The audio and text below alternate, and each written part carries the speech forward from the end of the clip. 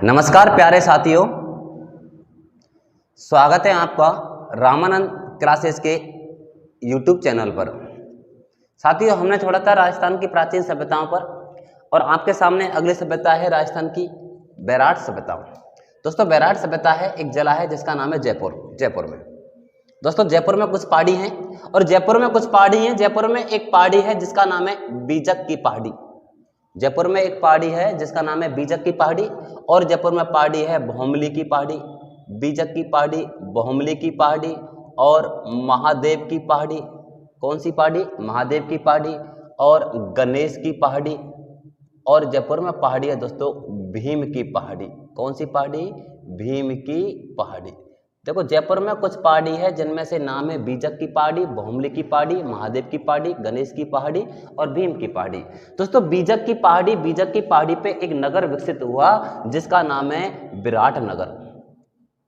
बीजक की पहाड़ी पे एक नगर विकसित हुआ, उसका नाम है विराट नगर। और दोस्तों, विराट नगर की जानकारी महाभारत से मिलती है। कहां से मिलती है? महाभारत से मिलती है। और महाभारत के लेखक हैं दोस्तों वेद व्यास जी। महाभारत के लेखक हैं वेद व्यास जी। और दोस्तों, बीजक की पहाड़ी पे एक नगर विकसित हुआ जिसका नाम है विराट नगर और विराट नगर का वर्तमान नाम है बैराठ। विराट नगर का वर्तमान नाम है बैराठ और बैराठ की जानकारी मिलती है महाभारत से। और महाभारत से यह जानकारी मिलती है कि बैराठ के थे राजा विराट। बैराठ के थे राजा विराट और राजा विराट के पास दोस्तों अज्ञातवास के दौरान पांडवों ने समय गुजारा। ये जानकारी मिलती है कि पांडवों ने राजा विराट के पास अज्ञातवास के दौरान समय गुजारा। दोस्तों, समय गुजारा इसका मतलब पांडव बैराठ सभ्यता में आए, बैराठ में आए और पांडव आए, यानी कि पांचों पांडव आए और पांडवों में से एक थे अर्जुन। और अर्जुन जब थे तो अर्जुन के साथ में अर्जुन की माता थी और अर्जुन की माता का नाम था कुंती। और एक बार क्या हुआ दोस्तों, अर्जुन की माता कुंती को यहाँ पर प्यास लगी। तो दोस्तों, उसकी प्यास बुझाने के लिए अर्जुन ने तीर चलाया। अर्जुन ने क्या चलाया दोस्तों? तीर। और अर्जुन ने तीर चलाया और तीर सीधा टकराया दोस्तों बैराठ की पहाड़ी से। कौन सी पहाड़ी से? बैराठ की पहाड़ी से। और बैराठ की पहाड़ी से तीर टकराया और बैराठ की पहाड़ी से फिर एक नदी का उद्गम हुआ जिसका नाम है दोस्तों बाणगंगा नदी। क्या नाम है? बाणगंगा नदी। यानी कि अर्जुन ने दोस्तों तीर चलाया और तीर को कहते हैं दोस्तों बाण। तीर को क्या कहते हैं? बाण। तो तीर चलाया और तीर जाके टकराया, बाण जाके टकराया बैराठ की पहाड़ी से और बैराठ की पहाड़ी से फिर एक नदी का उद्गम हुआ, उसका नाम है बाणगंगा। कौन सी नदी? बाणगंगा नदी। दोस्तों, अर्जुन ने तीर चलाया तो अतः इस नदी को तीर गंगा भी कहते हैं। क्या कहते हैं? तीर गंगा। दोस्तों, तीर चलाया अर्जुन ने तो इसको हम अर्जुन की गंगा भी कहते हैं। इस नदी को हम अर्जुन की गंगा भी कहते हैं। शुरू से समझने का कोशिश करें। एक सभ्यता है जिसका नाम है विराट नगर और एक सभ्यता है जिसका नाम है बैराठ और बैराठ सभ्यता है जयपुर जिले में और जयपुर जिले में है। और जयपुर में कुछ पहाड़ी हैं जैसे कि बीजक की पहाड़ी, भौमली की पहाड़ी, महादेव की पहाड़ी, गणेश की पहाड़ी और भीम की पहाड़ी। बीजक की पहाड़ी पे एक नगर विकसित हुआ जिसका नाम है विराट नगर और विराट नगर की जानकारी महाभारत से मिलती है और महाभारत के रचयिता है वेद व्यास जी। और ये जानकारी मिलती है कि विराट नगर का वर्तमान नाम तो है बैराठ और बैराठ के थे राजा विराट और राजा विराट के पास पांडवों ने अज्ञातवास के समय गुजारा। और ये जानकारी मिलती है कि पांडवों ने समय बिताया, इसका मतलब पांडव बैराठ में आए और पांडव जब आए तो पांडवों के साथ में थे अर्जुन और अर्जुन की माता थी कुंती और कुंती भी यहाँ इस दौरान आई। और एक बार कुंती को प्यास लगी तो दोस्तों अर्जुन ने प्यास बुझाने के लिए तीर चलाया और तीर सीधा टकराया बैराठ की पहाड़ी से और बैराठ की पहाड़ी से तीर टकराया तो यहाँ से एक नदी निकली और तीर को कहते हैं दोस्तों बाण। तो यहाँ से एक नदी निकली क्योंकि बाण जाके टकराया और नदी निकली जिसका नाम है बाणगंगा। और ये अर्जुन ने चलाया तीर तो यहाँ से एक नदी निकली जिसका नाम है अर्जुन की गंगा। और दोस्तों, यहाँ तीर चलाया तो नदी का नाम पड़ गया तीर गंगा। और इस अर्जुन की गंगा, इस तीर गंगा, इस बाणगंगा के किनारे दोस्तों एक सभ्यता का डेवलपमेंट हुआ जिसका नाम है बैराठ सभ्यता। कौन सी सभ्यता? बैराठ सभ्यता। और बैराट सभ्यता की खोज दोस्तों, बैराट सभ्यता की खोज 1937 में दयाराम साहनी ने की। किसने की? दयाराम साहनी ने की। देखो, बैराट सभ्यता की खोज हुई है 1937 में और खोज करने वाले हैं दयाराम साहनी। तो दोस्तों, अर्जुन ने तीर चलाया तो नदी का नाम पड़ गया तीर गंगा, अर्जुन की गंगा बाण गंगा। इसे दोस्तों रुंडित नदी भी कहते हैं। इस नदी के किनारे अपनी सभ्यता है जिसका नाम है बैराट सभ्यता। दोस्तों, बात करते हैं आगे बैराट सभ्यता की। तो देखो दोस्तों, ये जो है ये तो है दक्षिण भारत, और भारत को दोस्तों एक रेखा है जिसका नाम है कर्क रेखा, और कर्क रेखा भारत को लगभग समान दो भागों में बांटती है। और दोस्तों, ये दक्षिण भारत है। ये कौन सा भारत है? दक्षिण भारत। और इसके ऊपर वाला जो भारत है वो है उत्तर भारत। और उत्तर भारत में दोस्तों यहाँ एक स्टेट पड़ता है जिसका नाम है राजस्थान। और राजस्थान में दोस्तों यहाँ एक सभ्यता है और उस सभ्यता का नाम है बैराट। वो सभ्यता है और सभ्यता का नाम क्या है? बैराट। और हम बात कर रहे हैं बैराट सभ्यता की। तो दोस्तों,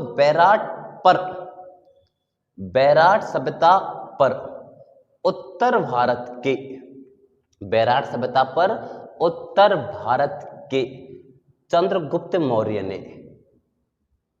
उत्तर भारत के चंद्रगुप्त मौर्य ने प्रथम बार अधिकार किया। प्रथम बार अधिकार किया। देखो, उत्तर भारत के चंद्रगुप्त मौर्य ने बैराट पर प्रथम बार अधिकार किया।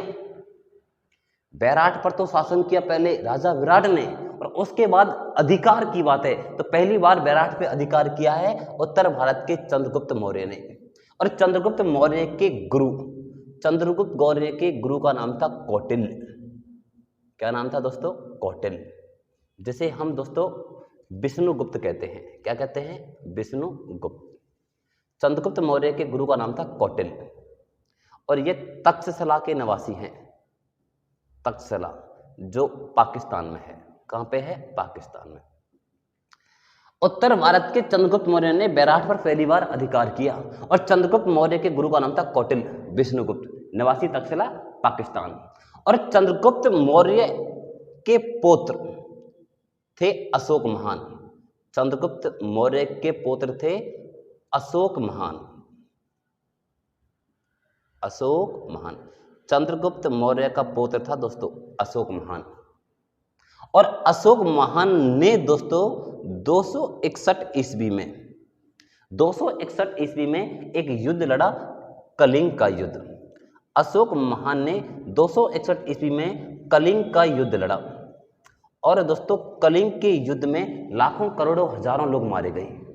कलिंग के युद्ध में लाखों करोड़ों हजारों लोग मारे गए।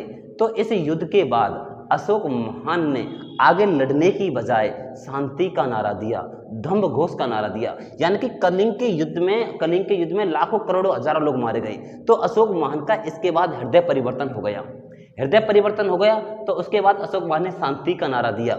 यानी कि अशोक महान ने कलिंग के युद्ध के बाद धम्म घोष का नारा दिया। धम्म घोष का नारा दिया। अशोक महान ने कलिंग के युद्ध के बाद धम्म घोष का नारा दिया, अर्थात शांति का नारा दिया।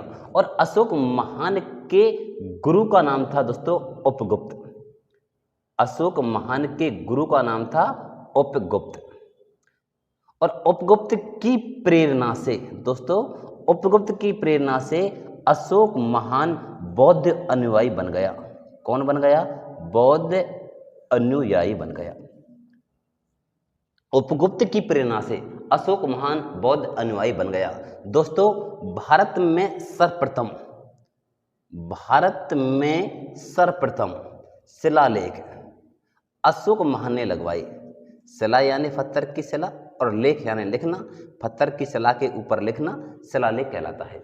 और भारत में सर्वप्रथम शिलालेख दोस्तों अशोक महान ने लगवाई। और अशोक महान का दोस्तों बैराट सभ्यता से, कौन सी सभ्यता से? बैराट सभ्यता से एक शिलालेख मिला है जिसका नाम है भाब्रू का शिलालेख। भाब्रू का शिलालेख बैराट सब कई बार एग्जाम में आया है, कई बार कि बेराट सभ्यता से अशोक महान का कौन सा शिलालेख मिला है? तो भाब्रू का शिलालेख। बेराट सभ्यता में अशोक महान ने भाब्रू का शिलालेख लगवाया, जिसकी खोज हुई दोस्तों 1834 में। कब हुई? 1834 में। इस भाब्रू के शिलालेख की खोज की दोस्तों कैप्टन वर्ट ने। किसने की? कैप्टन वर्ट ने। भाब्रू के शिलालेख की खोज 1834 में और कैप्टन वर्ट ने की। तो दोस्तों हमने पढ़ा कि बेराट सभ्यता पर पहली बार उत्तर भारत के चंद्रगुप्त मौर्य ने अधिकार किया, और चंद्रगुप्त मौर्य के गुरु का नाम है कौटिल्य, विष्णुगुप्त निवासी तक्षशिला फ्रॉम पाकिस्तान, और चंद्रगुप्त मौर्य के पुत्र हैं अशोक महान। और अशोक महान ने 261 ईस्वी में कलिंग का युद्ध लड़ा, और कलिंग के युद्ध में लाखों करोड़ों हजारों लोग मारे गए। तो अशोक महान का हृदय परिवर्तन हो गया, और कलिंग के युद्ध के बाद अशोक महान ने आगे लड़ने की बजाय शांति का नारा दिया, अर्थात धर्मघोष का नारा दिया। अशोक महान के गुरु का नाम था दोस्तों उपगुप्त, और उपगुप्त की प्रेरणा से अशोक महान बौद्धवाई बन गया। और दोस्तों भारत में सर्वप्रथम शिलालेख अशोक महान ने लगवाई। और दोस्तों बेराट से अशोक का एक शिलालेख मिला है, जिसका नाम है भाब्रू का शिलालेख, जिसकी खोज 1834 में कैप्टन वर्ट ने की। तो दोस्तों अपन चर्चा कर रहे हैं बेराट सभ्यता की, और बेराट सभ्यता में दोस्तों अशोक महान ने बौद्ध स्तूप बनवाए। यानी कि अशोक महान ने बेराट सभ्यता में बौद्ध मठ बनवाए। यानी कि अशोक महान ने बेराट सभ्यता से बौद्ध विहार बनवाए। क्या बनवाए? बौद्ध विहार।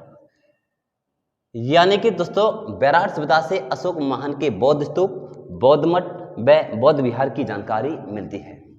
दोस्तों बेराट सभ्यता राजस्थान का बौद्ध धर्म का सबसे प्राचीन स्थल है। बौद्ध धर्म का सबसे प्राचीन स्थल है। जो बेराट सभ्यता है ये बौद्ध धर्म की राजस्थान का सबसे प्राचीन स्थल है। दोस्तों बेराट से यूनानी शासक मिंडार की मुद्राएं मिली हैं। बेराट से यूनानी शासक मिंडार की मुद्राएं मिली हैं। मिंडार की मुद्राएं मिली हैं। मुद्राएं बेराट से यूनानी शासक मिंडार की मुद्राएं मिली हैं, जिन्हें हम हिंद यवन मुद्रा कहते हैं। जिन्हें हम हिंद यवन मुद्रा कहते हैं, या जिसे हम इंडो ग्रीक मुद्रा कहते हैं। इंडो ग्रीक मुद्रा कहते हैं। दोस्तों बेराट सभ्यता की यात्रा चीनी यात्री हेनसांग ने की। चीनी यात्री हेनसांग ने की। हेनसांग को नीति का पंडित कहते हैं। हेनसांग को नीति का पंडित भी कहते हैं। दोस्तों हेनसांग को तीर्थ यात्रियों का राजकुमार भी कहते हैं। तीर्थ यात्रियों का राजकुमार भी कहते हैं। तो दोस्तों बेराट की जो यात्रा की चीनी यात्री हेनसांग ने की, और हेनसांग को नीति का पंडित कहते हैं, तीर्थ यात्रियों का राजकुमार कहते हैं। दोस्तों बेराट से अकबर व जहांगीर की मुद्राएं मिली हैं। जो बेराट सभ्यता है यहां से अकबर व जहांगीर की मुद्राएं मिली हैं। मुद्राएं का मतलब समझो एज ए सिक्का मिला है। दोस्तों जहां पर सिक्के ढाले जाते हैं उस स्थान को तो कहते हैं टकसाल। राजस्थान में टकसाल, जयपुर में है, जयगढ़ दुर्ग में, और जहां पर सिक्के ढाले जाते हैं उसे कहते हैं टकसाल। और राजस्थान में चांदी के सिक्के लगवाए अजयराज ने। राजस्थान से चांदी के सिक्के मिले हैं अजयराज के, और सोने के सिक्के दोस्तों बप्पा रावल ने चलाए थे। और राजस्थान से गुप्तकालीन सिक्के बैना भरतपुर से मिले हैं। और राजस्थान में सिक्कों का ढेर रेड टॉक से मिला है, तभी तो रेड टॉक को राजस्थान की टाटा नगरी कहते हैं। दोस्तों राजस्थान में एक अंडाकार मुद्रा मिली है जिसे चरायू नाम दिया है। और दोस्तों राजस्थान से एक महिला की मुद्रा मिली है जो कालीबंगा सभ्यता से प्राप्त हुई है। कुल मिला के अकबर व जहांगीर की जो मुद्रा हैं वो बैराट सभ्यता से प्राप्त हुई हैं। दोस्तों बैराट के समीप पापड़ी गांव में, बैराट के समीप पापड़ी गांव में राजा विराट की कुल देवी, राजा विराट की कुल देवी मनसा माता का मंदिर है। बैराट के समीप पापड़ी गांव में राजा विराट की कुल देवी मनसा माता का मंदिर स्थित है। तो दोस्तों ये अपन ने अध्ययन किया एक सभ्यता है जिसका नाम है बैराट सभ्यता। तो बैराट सभ्यता से अशोक महान ने बौद्ध स्तूप, बौद्ध मठ, बौद्ध विहार बनवाए, अर्थात बैराट से बौद्ध स्तूप, बौद्ध मठ और बौद्ध विहार की जानकारी मिलती है। राजस्थान का बौद्ध धर्म का सबसे प्राचीन स्थल बैराट सभ्यता। बैराट से यूनानी शासक मिंडार की मुद्राएं कपड़े में लपेटी हुई मिली हैं, जिन्हें हम हिंद यमन मुद्रा अर्थात इंडो ग्रीक मुद्रा भी कहते हैं। और बैराट की यात्रा चीनी यात्री हेनसांग ने की थी, जिसे नीति का पंडित, तीर्थ यात्रियों का राजकुमार भी कहते हैं। और बैराट से अकबर व जहांगीर की मुद्राएं मिली हैं। और बैराट के समीप पापड़ी गांव में राजा विराट की कुल देवी मनसा माता का मंदिर स्थित था। तो दोस्तों बैराट सभ्यता से संबंधित एक क्वेश्चन है, देखो स्क्रीन पर। दोस्तों एक क्वेश्चन है कि अज्ञातवास के दौरान पांडवों ने अपने हथियारों का विसर्जन कहाँ किया। बैराट सभ्यता से संबंधित है कि अज्ञातवास के दौरान पांडवों ने अपने हथियारों का विसर्जन कहाँ किया। ए बाणगंगा, बी पुष्कर, सी लोहारगल, डी मातकुंडिया चित्तौड़। तो आपको बताना है दोस्तों कि पांडवों ने अपने हथियारों का विसर्जन कहाँ किया। तो दोस्तों इसका जो आंसर है वो है लोहारगल। लोहारगल एक जगह है जो उदयपुर वाटी झुंझुनू में पड़ती है।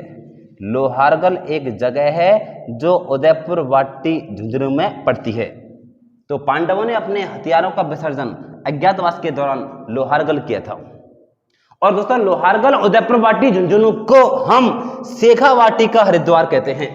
एक नया क्वेश्चन कि लोहारगल, उदयपुर वाटी, झुंझुनू को हम शेखावाटी का हरिद्वार कहते हैं। शेखावाटी का हरिद्वार, बताओ शेखावाटी का हरिद्वार किसे कहते हैं। तो किसे कहते हैं, लोहारगल, उदयपुर वाटी, झुंझुनू।